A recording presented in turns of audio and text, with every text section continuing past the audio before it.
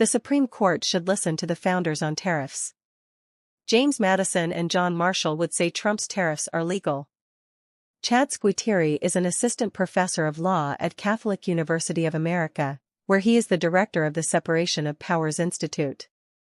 The Supreme Court began hearing oral arguments this week for its new term, which includes 2 consolidated cases addressing the president's tariff power. The challengers bringing the cases contend that President Donald Trump has unlawfully exercised taxation power belonging to Congress.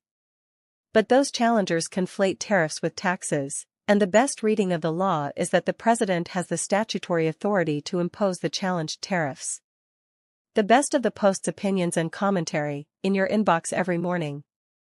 The legal question at the center of the dispute concerns the International Emergency Economic Powers Act, which grants the president the power to regulate importation. 2 lower courts ruled that the statutory phrase regulate importation does not include the power to impose tariffs. But their rulings are in tension with a nearly 50-year-old appellate ruling, which held that the phrase did empower the president to impose duties.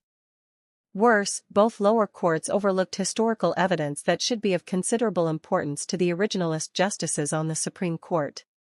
The lower courts reasoned that tariffs are a tax, and that taxation and regulation are different. That led both courts to conclude that a statute empowering the president to regulate importation does not include the power to tax it. But not all tariffs are taxes, at least not in a constitutional sense. The founders understood that tariffs could also be imposed as an exercise of the power to regulate foreign commerce. So the International Emergency Economic Powers Act is best understood as empowering the president to regulate foreign commerce through historical and traditional means, tariffs. Historical support for the proposition that tariffs can be a means of regulation, and not just taxation, is found in the revolutionary pamphleteers, who noted that although Parliament could not tax the colonists without representation, Parliament could regulate commerce through tariffs.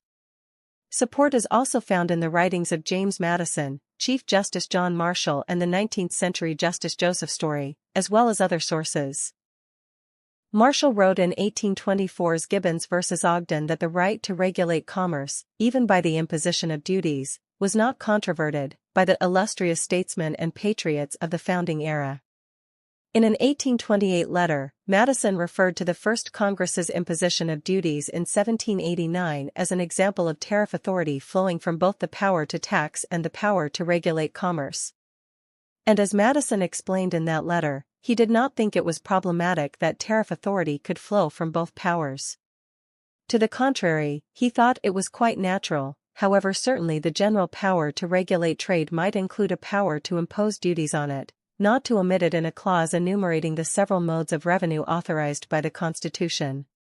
In 1833, Story's Commentaries on the Constitution of the United States recognized that laying duties was a common means of executing the power to regulate commerce. To be sure, the Constitution vests the power to regulate commerce by imposing tariffs in Congress rather than the President. And so, for the International Emergency Economic Powers Act to successfully delegate that authority, the law must survive scrutiny under the non-delegation and major questions doctrines. But neither doctrine poses a problem. The non-delegation doctrine places constitutional limits on Congress's ability to delegate power to the President. But long-standing precedent establishes that the doctrine applies less stringently, if at all, in the context of foreign affairs. Besides, the International Emergency Economic Powers Act satisfies even the domestic version of the non-delegation doctrine.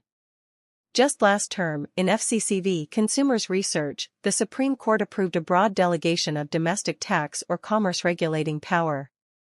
The statute in Consumers Research did not place a dollar limit on the executive's ability to raise revenue via domestic taxes or fees.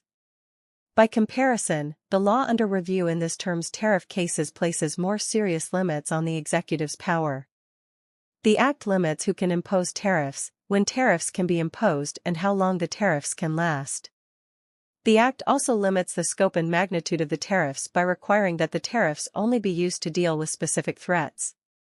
The Major Questions Doctrine requires administrative agencies to identify clear statutory authority to take especially significant, or major, actions.